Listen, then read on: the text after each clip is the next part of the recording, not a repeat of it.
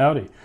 You know, if you cannot describe what you're doing, it's highly likely that you don't know what you're doing. And I would add to that, it's also highly likely that you don't know why you're doing it.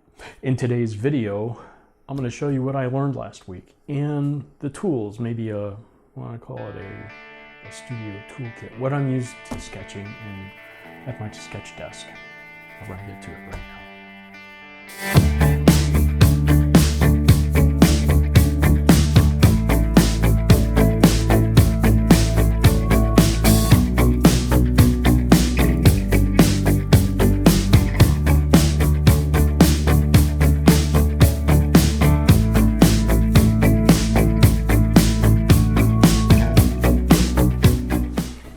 Okay, so today I'm going to go over some of the tools that I'm using as I learn to draw. The first thing I want to talk about are pencils. Now, this is a spare pencil kit. You can buy these at most craft stores. You can buy them on Amazon. But the interesting thing I learned this week about this was this scale of soft and hard.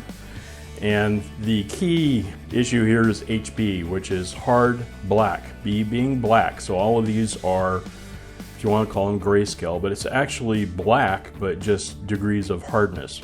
HB being the base, 1, 2, 3. The higher you go up on the scale of, like 2B is softer than HB, 6B is softer than 2B, 12. So basically, the higher you go up the scale, the easier it is for graphite to come off the pencil onto the paper, and you will get darker shadow. Conversely, from this, go to the negative direction, F, 2H. So HB is hard black, 2H, you would think, twice as hard as this. And there's no reason they don't use B on this scale to differentiate. And I've seen pencils with 4H and 6H. So the scale can go down this way too. Now, you know, in school, the teacher told you get a medium number 2 pencil. They're probably talking about the 2B, which is a pencil like this, except having an eraser at the end. This is what most sketchers would use, and this is what I've been using. Although I really have to say, I really like this HB. This is a woodless core, meaning you'll notice here is a graphite core surrounded by wood like a normal pencil, and this one is just a pencil, woodless graphite pencil. I really like this because when you do that, you can lay it down, you can draw, but you can also lay it down and shade with the entire pencil. It's kind of cool. Now, what other tools am I using? Well, when you draw, in addition to pencils, you have erasers. So I've got the various types of erasers, including the malleable type. If you need something really sharp, I've been using that. This is the one I've used most of the week, which is just a regular old pencil, a plastic pencil, and another, I guess, comparable pencil to that. But they're different. I don't know if you can. They are different. I have not used these two yet, and so I have no direct experience. I don't know what their behavior's like, but I'm going to try to use these this week instead of my standard eraser, and we'll see how it goes.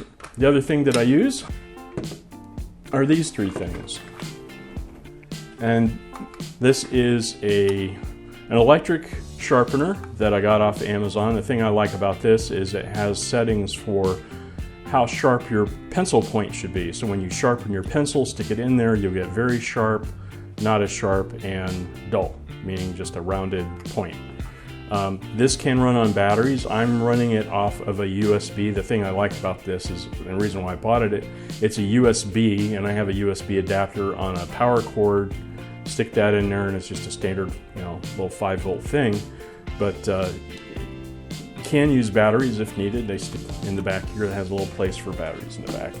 You have your standard pencil sharpener, which is just, grind and put it in there and grind away.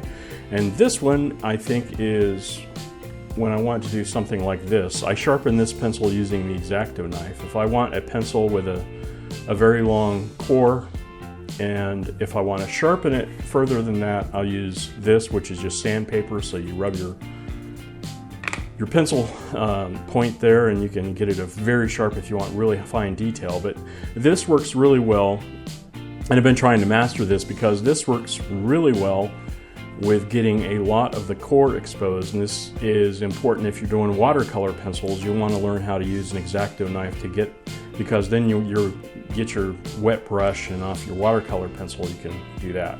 I am not doing any watercolor pencils, I'm just trying to get in the habit of doing that.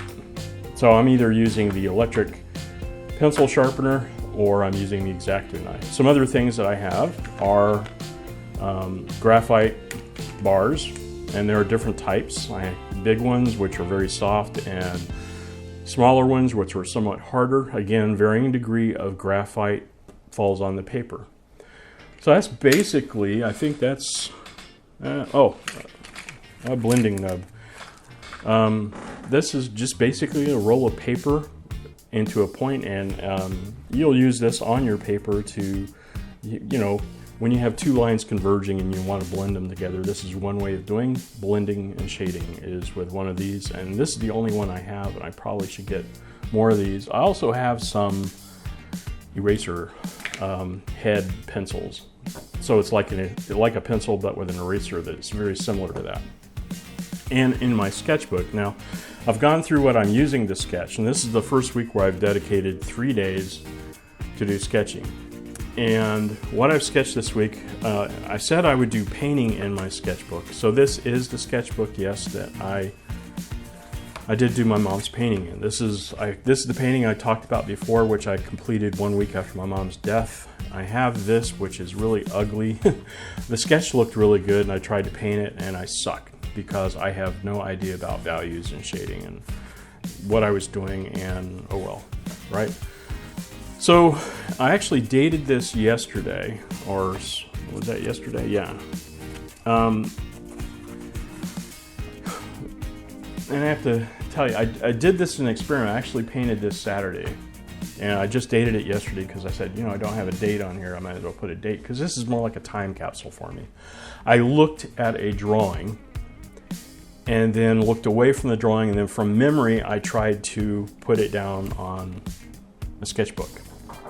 And then I pulled out a piece of sketch paper, and with the reference drawing here, reference photo, let me put that back, reference photo to the side, and then this, we're using proportional divider. I did the major outline and drew that. Now again, this is much improved over this. Looks like a dog to me. It's a mishmash. So this is more of a time, starting point, raw from memory, starting point with reference. This is week 1. So then I thought, I really suck as a sketch artist. I'm not a sketch artist. I'm learning. But like music, I am also a musician. So I play the guitar, and I play the tuba and the trumpet and violin and a few other musical instruments. And I know that you have to practice, and you have to practice the fundamentals. That's why piano, I don't play the piano, but if I did, I'd have to learn scales. One thing I practice all the time with tuba is to play scales. And you have the fundamental scales down, you know what the scale of the music piece is in, you can improvise music on anything. And same thing with guitar. If you know scales in guitar and chords of scales in guitar, you can play anything. Same thing with drawing. And I watched some other YouTubers, and now I got this idea from other YouTubers. And I also picked up I had a book, Perspective for the Beginning Artist, which has some pretty good exercises in here about perspective. And one of the teachings in the book and online that I found with multiple artists, I wouldn't say just one, is to draw basic shapes: circles, squares, cylinders, triangles. Those 4 shapes. And then to do them in 3D. So I drew a light source up here, dated this, and I tried to do, this is without reference, without, just thinking about it in my broad mind and saying, these are the 4 shapes. And I did this in the sketchbook, and I have to be clear about this. The sketchbook I have prepared with gesso for painting, which means that the surface is a really sandpapery, very rough surface, so there's a lot of grit, whereas these are more sketchable, flat surface. These are not gessoed. So this surface with gesso, you can see it pulled off a lot of graphite, and it actually, you know, still now has graphite on it. And I might put some transparent gesso. I need to get in the habit of saying gesso. I need to put some more gesso over this just to like hold that in place as it is today. Because a year from now, I'd like to come back and look at that again. And that's the last page I did this week in my sketchbook. I did that on Sunday. So instead of painting in my sketchbook, I have 4 of these things. So I think I have enough pages in here to do at least 3 months of drawings. So 4 of these will be a year. So this is quarter 1. Now some other things that I got, I just showed you that one. I'll talk about that. This I did earlier in the week, where is a Bigfoot.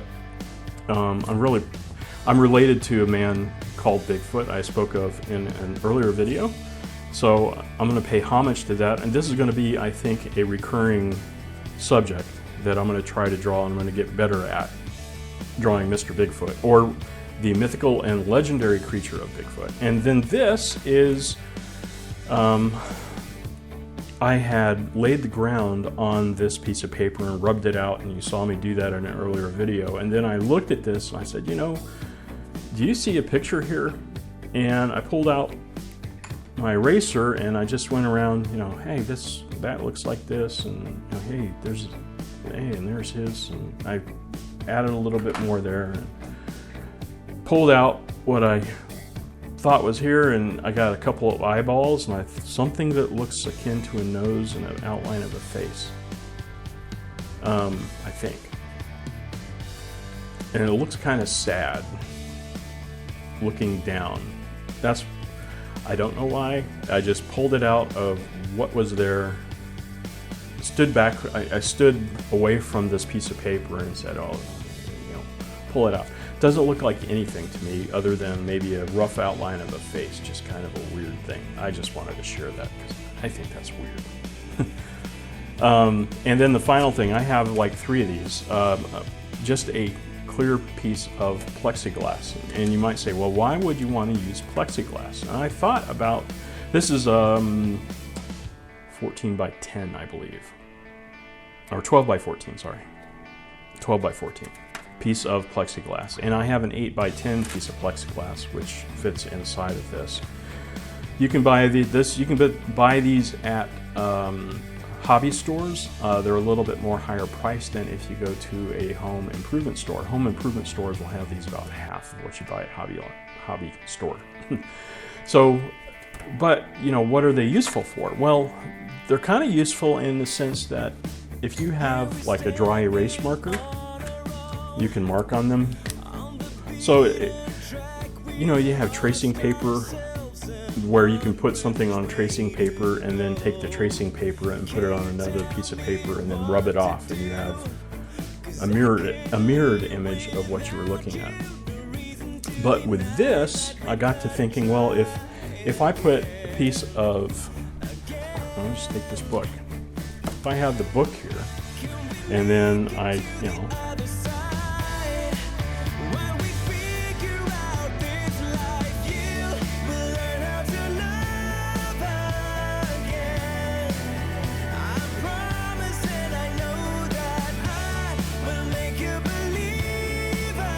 so I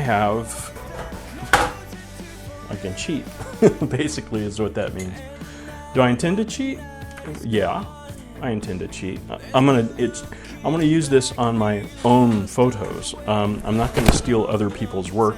I'm gonna be very cognizant of that. I don't want to do that. But you know, if there's something I want to draw that I'm having trouble with the depth and perception, especially in these early stages, I'm going to need some assistance, some help. And you'll see how easy that came off. Now I got to have a clear piece of plastic again. So those are my tools, and that's basically how I'm doing this. Now the one thing I did not cover in my little overview of the tools that I'm using for sketching is a Grayscale Markers, which I have on order and should be arriving from China sometime in the next couple of weeks. They were affordable, much less than Copic markers, but I'm told that they have very similar attributes, so we'll see how that goes. Trying to save some money, and I hope I did well. Regardless, there you have it. That's my tool overview for today. And every day, I think, just to put it in perspective here, I'm going to try to snap my daily grind. When I do my hustle and my sketching, I'm going to try to snap through the hours that I'm practicing, and I'm going to save those snaps, and then I'm going to have a weekly upload to YouTube of all the snaps on Snapchat. And if you want to follow me on Snapchat, you'll not only get the art stuff, you'll get the family stuff, going out to eat and seeing the Oasis and going to bands and whatever else we happen to be doing. I'll snap those things, and you can participate and share, and invite you to come along. We're going to go have a little bit of fun. Take care. Till next time. See you.